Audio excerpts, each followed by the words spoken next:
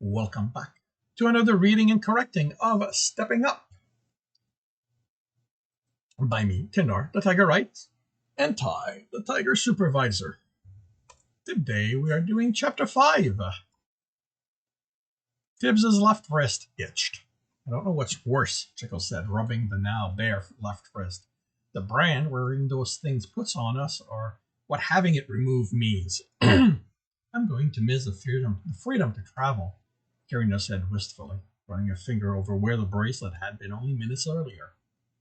You'll be able to do that again when the dungeon graduates, right, Tibs? Chickle said. But I won't have months of it. So long as no one attacks him again, Tibs grumbled, giving in the need and scratching his wrist. How long until everyone's back, do you think?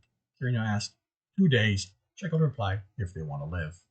2 days was how long the runners had to return once the gem on the bracelet turned from yellow to red, which it had this morning. It would turn black after that, and anyone not in the town would become wanted. And the guild only cared about getting the bracelet back, not the person it was attached to it. Tibbs hadn't heard of anyone being haunted this way, but some people hadn't returned when Stowe had reopened after graduating. Jackal, Mez said, stepping up to the table. He nodded to the other, Karina, Tibbs. Tibbs stared at the archer. Instead of the guild armor and the good but worn clothing he'd last seen on the man, he wore new leathers that looked in better condition than Tibbs' armor. The clothing was dark brown with black and silver trim, and of a quality that Tibbs wouldn't be surprised to see on a noble. Mez stepped aside and motioned to a woman, slightly shorter than he was, with copper hair and the same dark tan complexion as the archer. Her clothing was of the same quality as Mez and in the same color scheme, but hers had more silver. May I introduce to you Amanda Dudley, my betrothed. You got married? Jekyll asked in dismay, and cursed as his startlement made the food fall on his lap. What about Tandy? Tibbs asked. The woman told Mez something, and he shook his head. It's nothing, she said. She said something in a sharp tone. Just someone from the past. He looked at Tibbs. I'll explain things to her. She'll understand. Mez, Karina said, her expression darkening. You better hope you can run a lot faster than she can. Tibbs paced in front of the transportation platform. He reached the pillar with a box of bracelet again. The gems were still red. He looked at the guard sitting on the platform on the ground next to it. There was no one waiting there. There was no one waiting their turn. Since the gem had turned red, the platform was dedicated to arrivals. How much longer? The man shrugged. A few minutes, I'm guessing. Guessing wasn't good enough. Tibbs had another circuit and looked in the box. Still red. A few more. Tibbs snarled as he turned. Where was he? Tibbs didn't believe Comdar would choose to die rather than return. The darkness cleric was aloof, but he considered the team to be his friends. Tibbs was certain of that, maybe even his family, as Tibbs did. If he didn't come back, it was because Tibbs refused to think about that. He wasn't ready to lose someone this close to him. He reached the box, still dead. He turned for another circuit as the gem darkened. He stared at them. It couldn't be.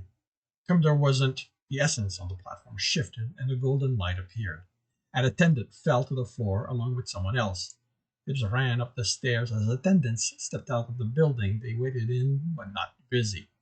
Both men were in terrible shape. The clothing was cut, ripped, and Tibbs discovered when he turned the man in the black robe on his back bloodied. His hands came away from the robe stained red. Comdar, are you all right?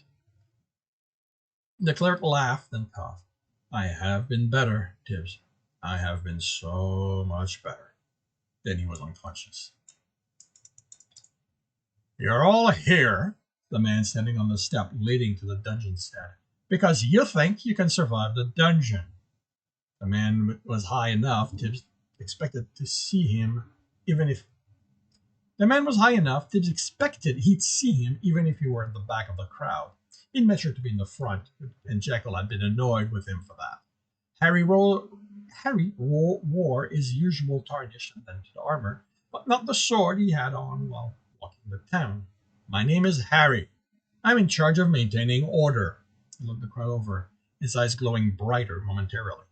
Get on my bad side, and you're going to find out why I'm called Hard Knuckles. Get on with it, Knuckles, Jekyll grumbled, fidgeting.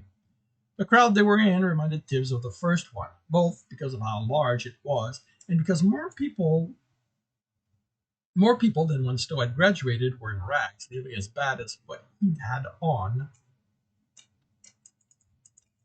when he arrived. They also looked around, confused. A few eyed pockets and nearly reached for it, stopping at the last moment, then holding his wrist. Tibbs recognized the gesture. He'd done it himself, unsure how to feel about still having his hand, but not understanding why he was here instead. Those of you who were here from the start will notice some difference, Harry continued.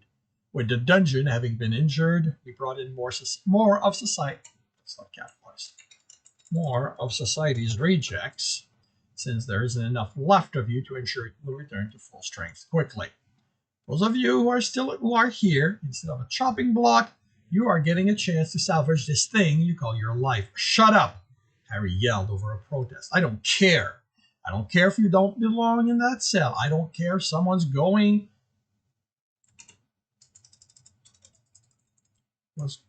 whatever fine was going to pay, whatever fines your city charges for the crime you committed.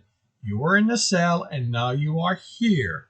If you survive until the dungeon graduates, you can take a trip to your city, if you even know where it is, and demand an explanation from them.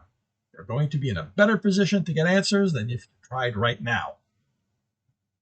Protest erupted, and Harry crossed his arms over his chest, glaring at the crowd. This feels familiar, Miz said unhappily. He was out of his armor, but his clothing still made him look like a noble, too clean, too vibrant, too costly. This time he was in dark red and green. The one thing about him that shattered the illusion of nobility was the mess of bruises on his face. The talk with Tandy hadn't gone as well as Mez had expected. As he'd returned to their room, limping on top of the bruises, Karina rushed out.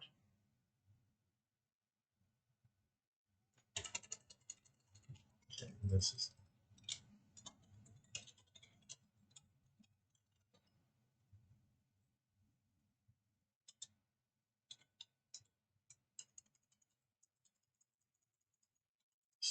probably some.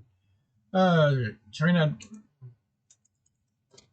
Karina had rushed out as he'd returned to their rooms, limping on top of the bruises. While she was away, Tibbs offered to splint the archer's leg, but he refused. When she returned, a few hours later, she screamed at him. Jekyll had left before she started, but Tibbs hadn't noticed her, and once she started, he felt pinned to his bed, even if he wasn't the target. While she hadn't touched him or used essence on him, Mez looked like she'd taken a whip to his back by the time she left in a huff. Would they really need so many? Karina asked Tibbs, lowering her voice. I mean, is the dungeon really in that bad of a shape? He waited for Stowe to comment. They were close enough he could hear them, and he usually answered questions his friend asked Tibbs. Without a reply, Tibbs shrugged. I don't think so. If he was too weak, he wouldn't have opened the door. Is the dungeon not? Commodore trailed off, looking around. He seemed in better shape than Mez, but that was because his black robes covered his injuries. Tibbs could sense the way his essence reacted to how hurt he was. The cleric had let Tibbs splint the worst of his injuries, but hadn't offered how he'd gotten them, or what he'd been doing while still healed. Tibbs hadn't asked, his friend would tell him when he was ready. He lowered his voice, not that anyone paid them any attention, now that Harry was talking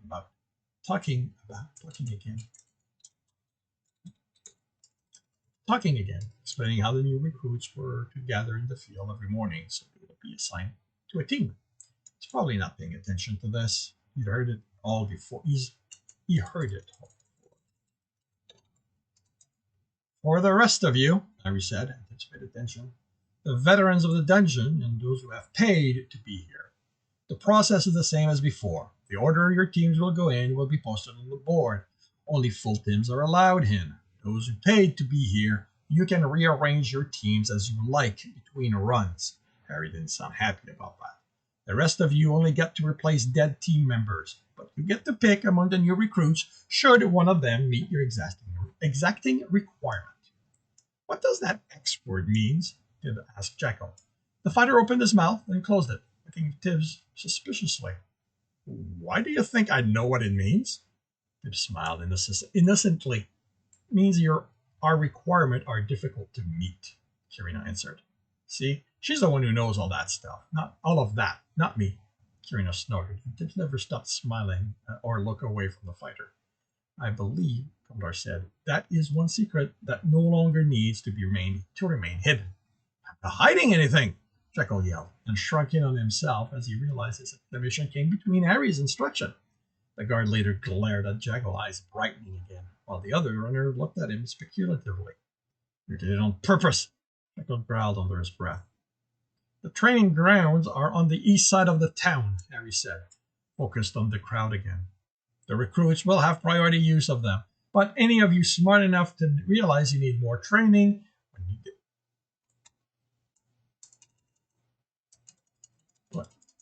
for any of you smart enough to realize you need more training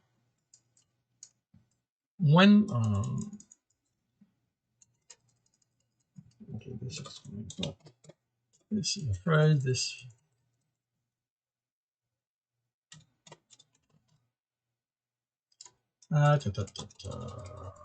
is what reading out loud does, at least with me.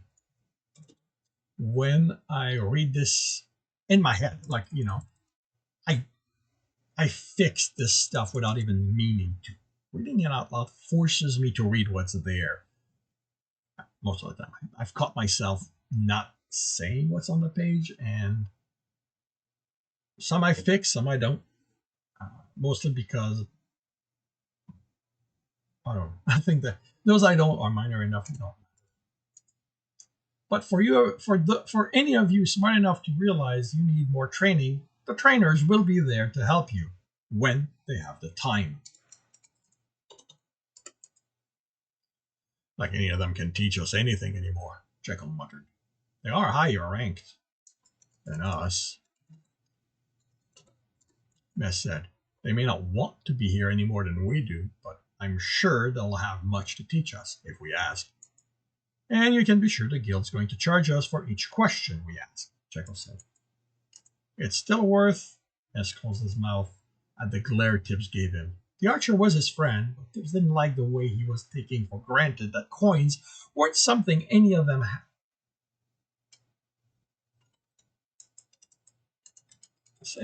had. Oh, duh. I said it and barely saw it. Any of them had much of. He missed the mares of before, the one who didn't act like a noble, the one who claimed a noble was about helping others. Wasn't seeing any of that in his friend right now. Harry yelled something and the crowd dispersed. The recruits ran off as if they'd been threatened by a return to the chopping block. Tibbs watched them, searching for, he wasn't sure what. Someone familiar from his street who could tell him the name of the city. No, it's not his city, it's the city. As if anyone from his street would know that. A girl was left behind, hugging herself, looking at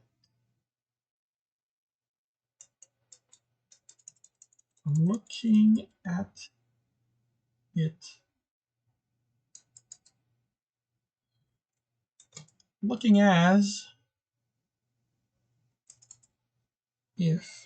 as if it took all the willpower she had not to cry. She seemed older than Tibs, but not by much. The rags she wore barely held together. He headed toward her. Tibs, Jekyll called. Leave him be, Kierna said softly. He walked into her line of sight and stopped well out of reach. Hi.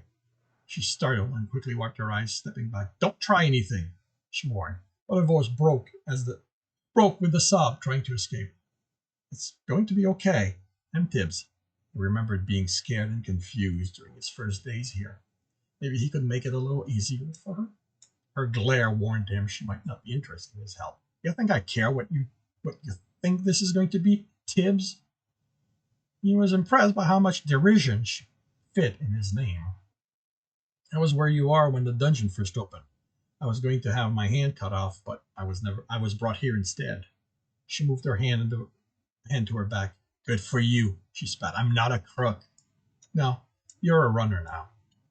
I'm not doing this. My parents are going to come to get me. Tib shook his head. The guild won't let them.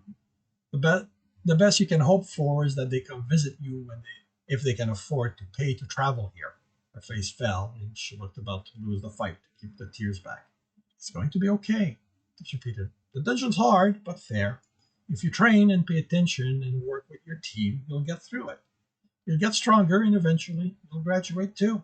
He smiled and raised his hand, putting it with water and icing it. Graduating comes with interesting abilities. He reabsorbed the water. She stared at him in shock. I thought the eyes were supposed to show who could do magic. That's what the stories say, she added. Tib sighed.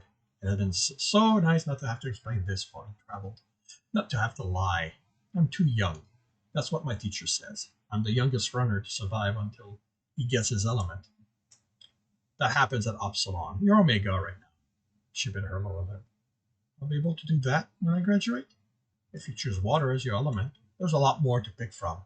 You notice the guards approaching. We should go. You need to head to the training grounds. They don't like it when you wander. When you wander around, you indicated a group still visible in the distance. I'll walk with you to where you can hone your skills, but if you want to go there alone, you want to follow the signs that have the hand and the pouch in them.